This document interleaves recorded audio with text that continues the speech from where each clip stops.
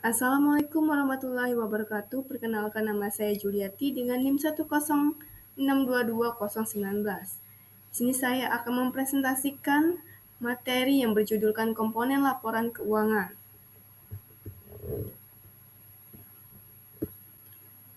Pengertian laporan keuangan. Laporan keuangan adalah berkas yang berisi data, yang mana berkas tersebut harus dilaporkan dan dipertanggungjawabkan sebagai pembahasan evaluasi untuk perkembangan usaha ke depan. Laporan keuangan pada dasarnya adalah hasil dari proses akuntansi yang dapat digunakan sebagai alat untuk mengkomunikasikan data keuangan atau aktivitas perusahaan kepada pihak-pihak yang berkepentingan. Dengan kata lain, laporan keuangan ini berfungsi sebagai alat informasi yang menghubungkan perusahaan dengan pihak-pihak yang berkepentingan, yang menunjukkan kondisi kesehatan keuangan perusahaan dan kinerja perusahaan, hasil akhir atau output dari proses akuntansi yang menjadi bahan informasi bagi pemakai untuk dijadikan pertimbangan dalam proses pengambilan keputusan. Ada beberapa komponen laporan keuangan. Yang pertama yaitu laporan laba rugi. Laporan laba rugi adalah laporan keuangan yang berfokus untuk menunjukkan pendapatan dan pengeluaran perusahaan selama periode tertentu. Laba rugi juga dapat dibuat pada periode 1 bulan 1 tahun berdasarkan konsep perbandingan yang disebut juga konsep pengaitan atau pemandaman beban pendapatan antara pendapatan dan beban yang terkait. Laporan laba rugi terdiri dari beberapa unsur utama, yaitu pendapatan. Pendapatan adalah jumlah uang yang diterima oleh perusahaan dan penjualan barang atau jasa kepada pelanggan. Beban adalah jumlah yang dikeluarkan oleh perusahaan untuk memproduksi barang atau jasa yang dijual kepada pelanggan. Yang terakhir laba. Laba atau rugi adalah selisih antara pendapatan dan beban yang dihasilkan oleh perusahaan dalam satu periode. Dan yang kedua adalah komponen arus kas. Laporan arus kas atau cash flow statement adalah salah satu laporan keuangan menguraikan beberapa banyak uang yang Anda miliki di awal dan akhir periode waktu tertentu, seperti bulan, kuartal, atau tahun. Seperti namanya, cash flow statement juga menentukan dari mana uang masuk berasal dan kemana Anda membelanjakannya.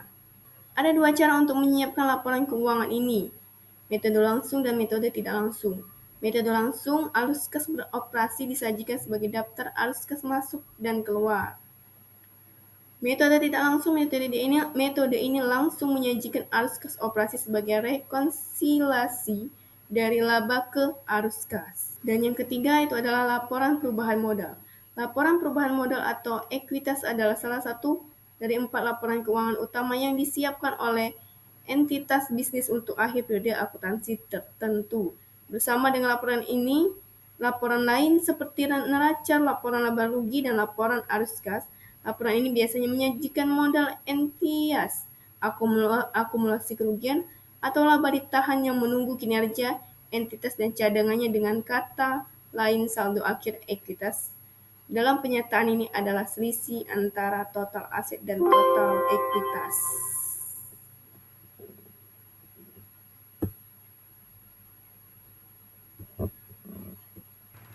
Rumus untuk laporan perubahan modal meliputi nilai pembukaan dan penutupan ekuitas, laba bersih tahun berjalan, dan dividen yang dibayarkan, serta perubahan lainnya.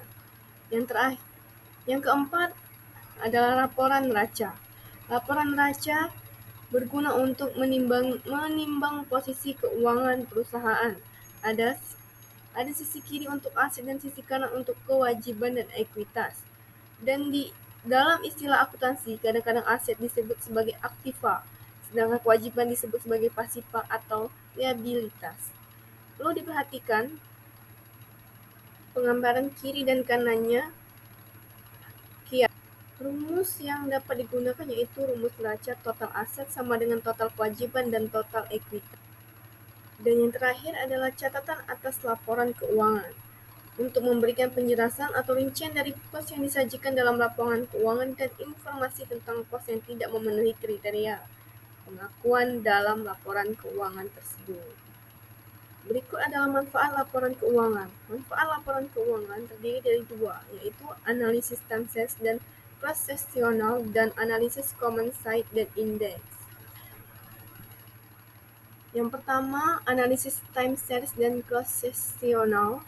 Analisis trend atau time series adalah analisis rasio perusahaan untuk beberapa periode.